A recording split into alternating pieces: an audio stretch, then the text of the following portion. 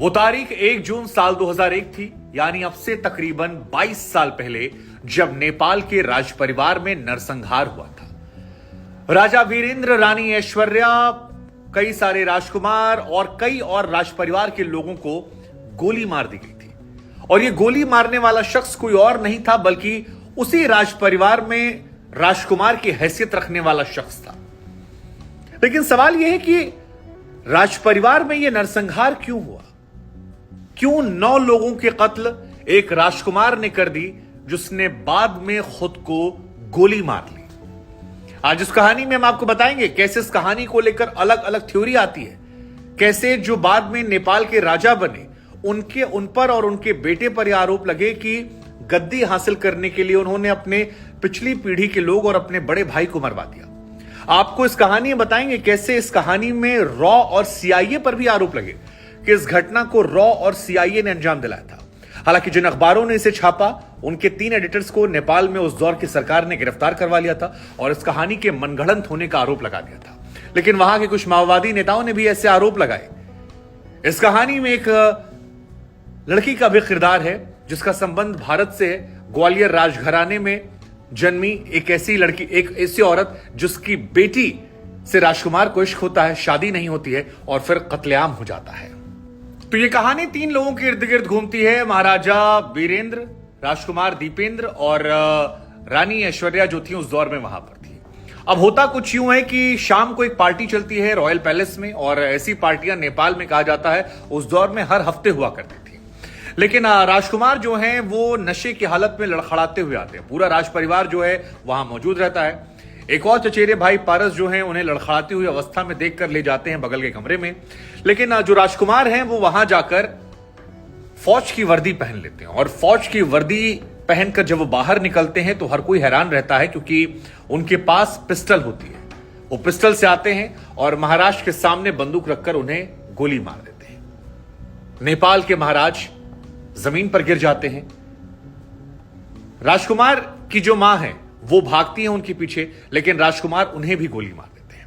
अपने छोटे भाई को भी गोली मार देते हैं और वो भी गिर पड़ता है। इसके बाद कई और लोग आते हैं, लेकिन देखते ही देखते राजकुमार ने 12 लोगों पर गोलियां चला दी थीं, जिसमें राज परिवार के 9 लोगों की मौत हो जाती है। इस घटना से हर कोई स्तब्ध था, क्योंकि किसी को उम्मीद नहीं थी कि यह हो क्या रहा है। राजकुमार क्यों फौज की वर्दी में आते हैं और किस तरह से गोली चलाते हैं। हालांकि इसके बाद राजकुमार ने खुद को भी गोली मार दी। गोली लगने के बाद वो गिर गए। लोग अस्पताल ले जाने के लिए भागे। इत्तेफाक ये भी था कि जिस गाड़ी में ले जाया गया वहां पर पिता और पुत्र को। इस कहानी में एक किरदार देवयानी राणा का भी है। वो देवयानी राणा जिनसे राजकुमार प्यार करते थे, इश्क करते थे। 80 और 90 के दशक में दोनों ने साथ में पढ़ाई की। साथ में पढ़ाई करने के दौरान कहते हैं इश्क हो गया, और इश्क के बाद अपने परिवार में उन्होंने शादी की बात रखी। लेकिन उस दौर में जो राजा थे नेपाल के, उन्होंने इस शादी को इंकार कर दिया। मां ने भी इंकार किया, और इसकी वजह थी देवयानी के पास ज्यादा संपत्ति होना। देवयानी का परिवार जो है वो भारत से भी ताल्लुक रखता है। ग्वालियर में जो राज परिवार है उसमें वहां से वो निकल कर आती हैं, और विजया राजे सिंधिया जी जो थी उनकी सुपुत्री की सुपुत्री थी देवयानी राणा।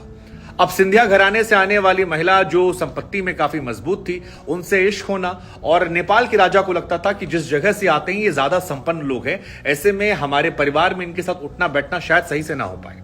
इस बात को जो राजकुमार थे वो समझाने लगे, लेकिन परिवारों में बात नहीं बनी।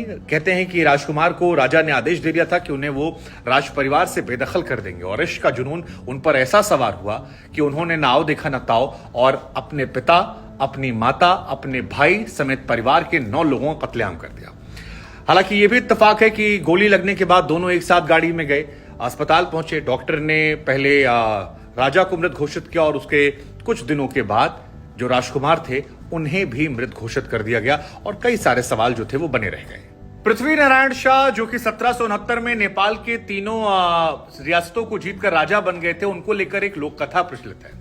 कहा जाता है कि पृथ्वी नारायण शाह जी जो हैं वो एक बार कहीं जा रहे थे नेपाल की तीनों रियासतों को जीतकर, और रास्ते में उन्हें एक भिखारी मिलता है, उनसे कुछ खाने की मांग करता है। वो उन्हें दही दे देते हैं कटोरे में। वो जो भिखारी सन्यासी जो भी था वो दही को चख लेता है। उसके बाद राजा से कहता है कि तुम इसे चख लो। राजा नाराज होते हैं और पृथ्वी नारायण शाह जी उस दही के कटोरे को उठाकर फेंक देते हैं। फेंकने का असर यह होता है कि वो सन्यासी, वो भिखारी उनसे नाराज होता है, खफा होता है और कहता है, मूर्ख इंसान, तुमने इसे क्यों फेंका? वो कहते हैं कि मैं राजा हूं, मैं तुम्हारा जूठा क्यों खाऊंगा?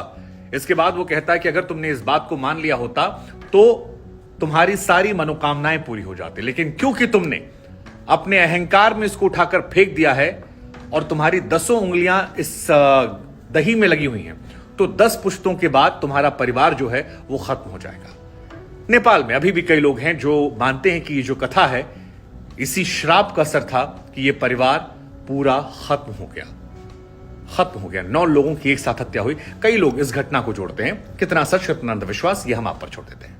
उधर नेपाल के पूर्व मिलिट्री जनरल और एक माओवादी नेता बाबूराम भट्टराई ने एक अखबार के जरिए यह दावा किया था कि इस घटना के पीछे भारत से रॉ और अमेरिका से CIA का हाथ हो सकता है। हालांकि जब यह लेख छपा तो नेपाल टाइम्स और वहां पर 2-3 और अखबारों में जब यह लेख छापा गया तो फिर इसको लेकर विवाद हो गया था। 6 तारीख को यह लेख छपा था, 6 जून साल 2001 को, और इसके बाद 3 बड़े संपादकों को वहां पर गिरफ्तार कर लिया गया था क्योंकि उनके पास इस खबर को छापने का कोई आधार नहीं था। लेकिन नेपाल के कई माओवादी नेताओं ने इस बात को लेकर आरोप लगाए कि इसमें भारत से रॉ का और अमेरिका से CIA का हाथ था। 2009 के आसपास वहां के मिलिट्री जनरल ने भी एक किताब में इस बात का दावा किया था।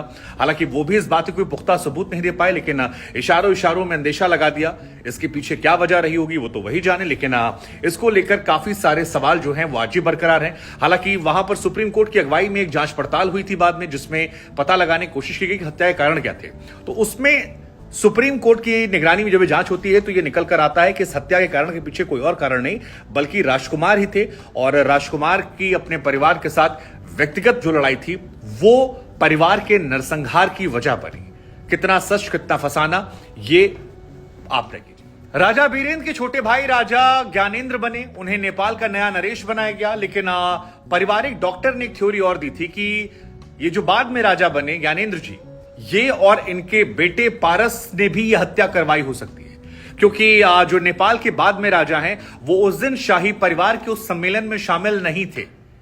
और यह हैरान करने वाली कहानी है कि वो वहां पर क्यों नहीं थे, किसी और वजह से क्यों गए थे। पारिवारिक डॉक्टर ने कहा कि जब राजकुमार आए नशे की हालत में थे तो वो नए राजा के छोटे भाई जो हैं उनकी शराब पीकर बहुत ज्यादा तारीफ कर रहे थे, जरूरत से ज्यादा उनके बारे में बातें कर रहे थे और यह समझाने की कोशिश कर रहे थे कि उनकी भावनाओं की अगर इस परिवार में कोई कद्र करता है तो वो सिर्फ और सिर्फ पारस है। बाद में पारस के पिता को उस गद्दी पर बैठा दिया गया, वो राजा बन गए, और पारिवारिक डॉक्टर ने जो ये अंदेशा लगाया इसको लेकर भी कई तरह के सियासी और राजघराने बातें चलने लगी कि क्या ये सब कुछ कुर्सी पाने के लिए तो नहीं था, क्योंकि राजघरानों में ऐसी कहानियां हमने बहुत देखी समझी जानी है और हमने देखा है कैसे राजघरानों में गद्दी के लिए दूसरे कत्ल होता है। खैर जो भी है, ये कहानी नेपाल के इतिहास में बड़ी महत्वपूर्ण घटना है, एक ऐसी दुर्घटना जिसका जिक्र होता है। इस कहानी के बारे में क्या आप जानते थे और आपको इस कहानी को सुनने के बाद क्या लगता है कि वजह क्या रहेगी? प्रेमिका, राजनीतिक लड़ाई, दूसरे देशों से एजेंसियों का इस्तेमाल, या फिर पारिवारिक राजघराने में कुर्सी को लेकर विवाद जिस वजह से हत्याकांड नरसंहार को अंजाम दिया गया?